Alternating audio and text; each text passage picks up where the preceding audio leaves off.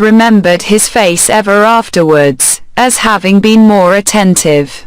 The soldier with the basket soon got a light, and lighted 3 or 4 torches, and took one himself and distributed the others. It had been almost dark before, but now it seemed quite dark, and soon afterwards very dark. Before we departed from that spot, 4 soldiers standing in a ring, fired twice into the air.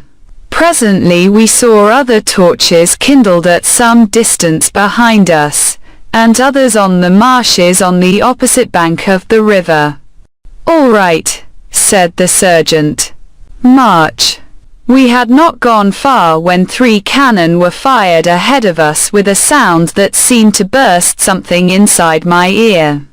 "You are expected on board," said the sergeant to my convict.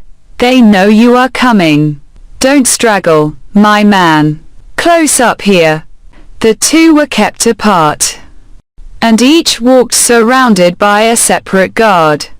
I had hold of Joe's hand now, and Joe carried one of the torches. Mr. Wopsle had been for going back, but Joe was resolved to see it out. So we went on with the party. There was a reasonably good path now, mostly on the edge of the river, with a divergence here and there where a dike came, with a miniature windmill on it and a muddy sluice gate. When I looked round, I could see the other lights coming in after us. The torches we carried dropped great blotches of fire upon the track, and I could see those, too, lying smoking and flaring. I could see nothing else but black darkness. Our lights warmed the air about us with their pitchy blaze, and the 2 prisoners seemed rather to like that, as they limped along in the midst of the muskets. We could not go fast, because of their lameness, and they were so spent that 2 or 3 times we had to halt while they rested. After an hour or so of this travelling, we came to a rough wooden hut and a landing place. There was a guard in the hut, and they challenged, and the sergeant answered. Then, we went into the hut where there was a smell of tobacco and whitewash, and a bright fire, and a lamp, and a stand of muskets, and a drum, and a low wooden bedstead, like an overgrown mangle without the machinery, capable of holding about a dozen soldiers all at once. 3 or 4 soldiers who lay upon it in their great coats were not much interested in us, but just lifted their heads and took a sleepy stare, and then lay down again.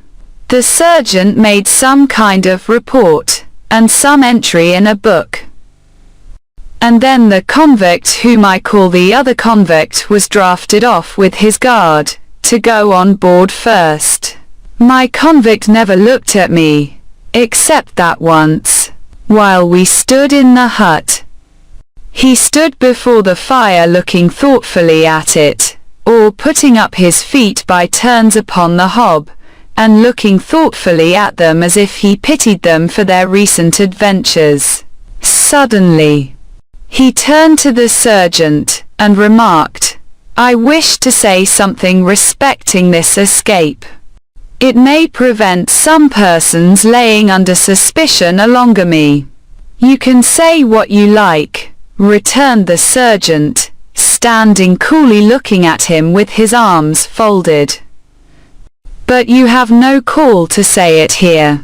You'll have opportunity enough to say about it, and hear about it, before it's done with, you know."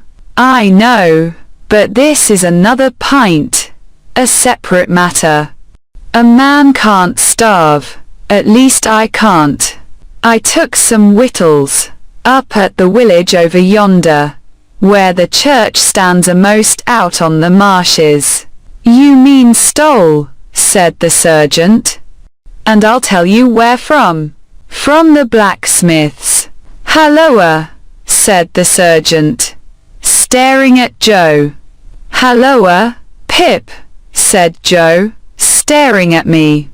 It was some broken victuals, that's what it was, and a dram of liquor, and a pie. Have you happened to miss such an article as a pie, blacksmith? Asked the sergeant. Confidentially. My wife did. At the very moment when you came in. Don't you know, Pip? So, said my convict, turning his eyes on Joe in a moody manner, and without the least glance at me. So you're the blacksmith, are you? Then I'm sorry to say, I've eat your pie. God knows you're welcome to it. So far as it was ever mine, returned Joe, with a saving remembrance of Mrs. Joe. We don't know what you have done, but we wouldn't have you starve to death for it, poor miserable fellow creature. Would us, Pip? There's something that I had noticed before. Clicked in the man's throat again, and he turned his back. The boat had returned, and his guard were ready, so we followed him to the landing place made of rough stakes and stones, and saw him put into the boat, which was rowed by a crew of convicts like himself. No one seemed surprised to see him, or interested in seeing him, or glad to see him, or sorry to see him, or spoke a word, except that somebody in the boat growled as if to dogs, "Give way, you!" which was the signal for the dip of the oars. By the light of the torches, we saw the black hulk lying out a little way from the mud.